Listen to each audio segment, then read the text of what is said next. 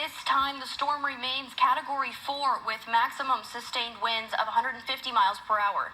That's just 7 miles per hour shy of a Category 5.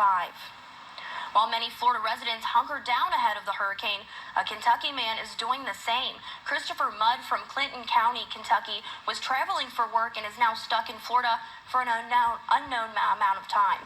13 News spoke with him over the phone as he shared his experience so far. And I'm down here in the Grand Bahama Islands and Freeport. I'm reporting for you guys on the storm. Right now it's perfectly clear outside. You can see all the stars. There's zero wind. It's the calm before the storm. But within the next 12 to 24 hours, it's about to get really bad here.